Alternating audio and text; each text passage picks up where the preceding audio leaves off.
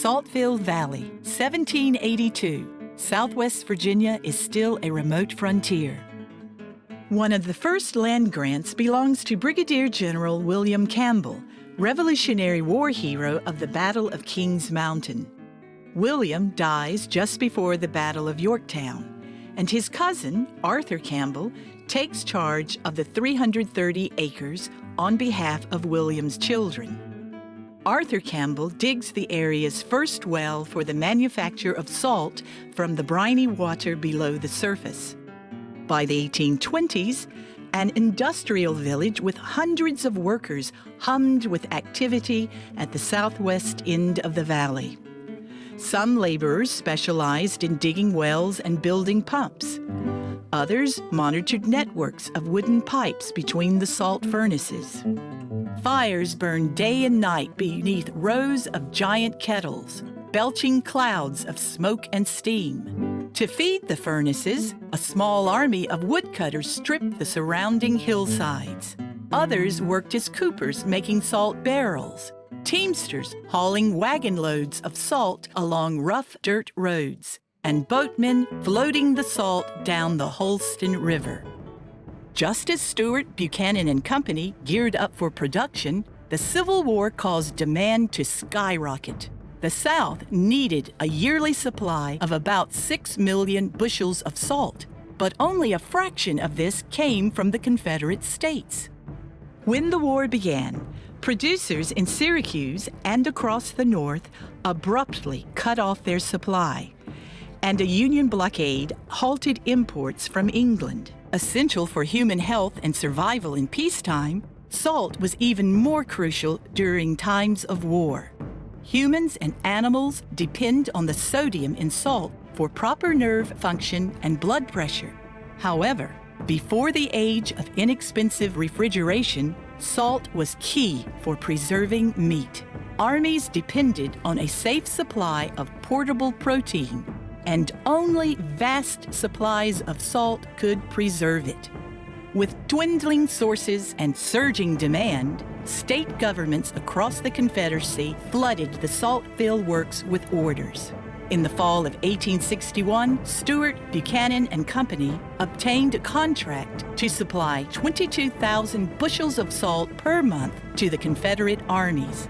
By 1864, the works at Saltville produced 4 million bushels of salt per year.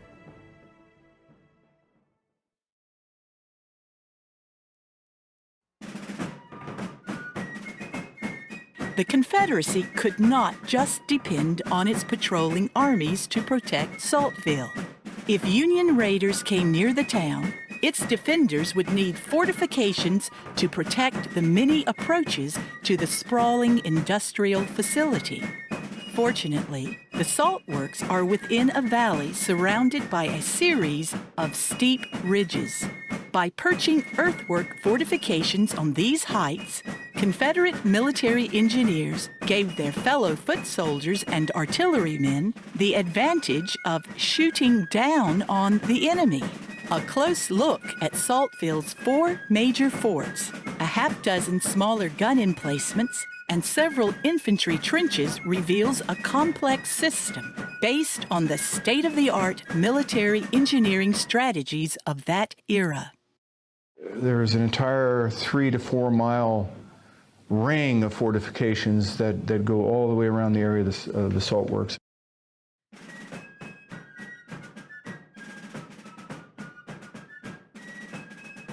After Union troops captured or destroyed other Confederate salt works, they doubled their efforts to capture Saltville.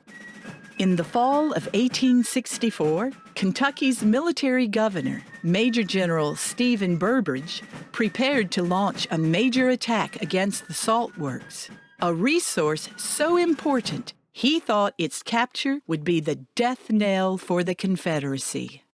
The stakes were extremely high, as Captain Edward Gurant of the 4th Kentucky Cavalry explained in his diary. Today was fought a battle in which all people of our country were more directly and immediately interested than any of the same magnitude ever fought in this war.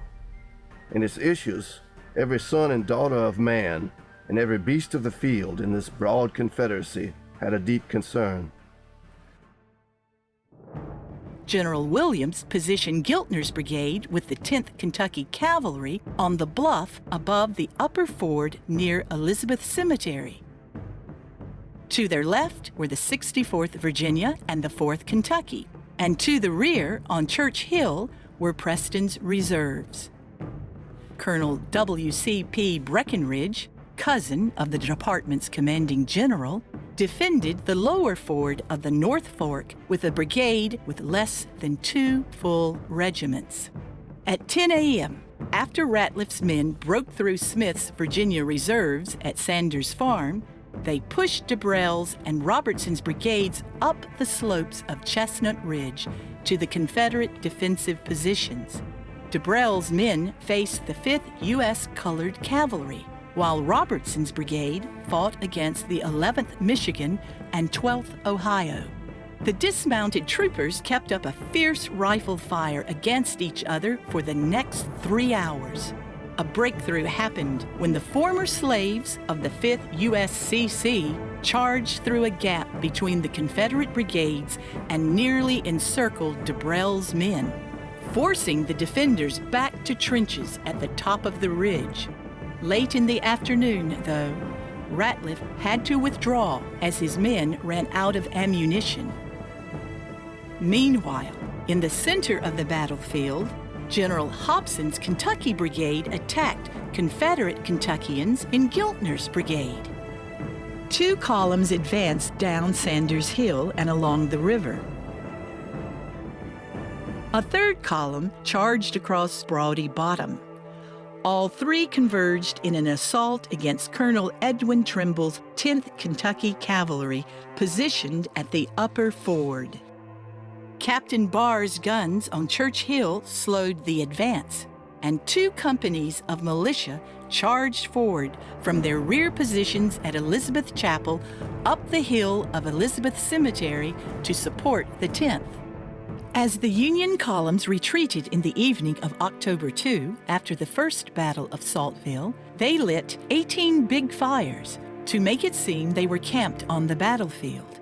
During their retreat in the dark, the Union forces left behind large quantities of equipment and any wounded men they could not find in the dark.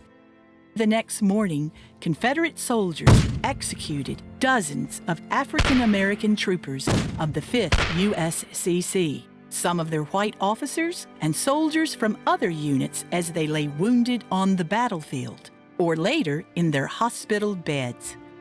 One study estimates there were 46 executions of African Americans, along with a number of wounded white officers and men. Entering a little log cabin, I paused at the threshold when I saw 7 or 8 slightly wounded Negroes standing with their backs against the walls. I had scarcely been there a minute when a pistol shot from the door caused me to turn and observe a boy not more than 16 years old with a pistol in each hand. I stepped back, telling him to hold on until I could get out of the way. In less time than I can write it, the boy had shot every Negro in the room. Every time he pulled a trigger, a Negro fell dead.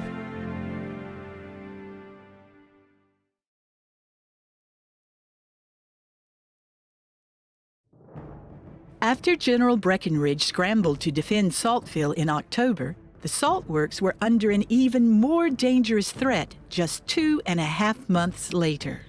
Union Major General George Stoneman soon took advantage of this weakness and launched an expedition of 5,500 men against the salt works, as well as the Virginia and Tennessee Railroad and the lead mines near Wytheville. Only 500 men and boys and 11 artillery pieces under Colonel Robert Preston remained to defend Saltville.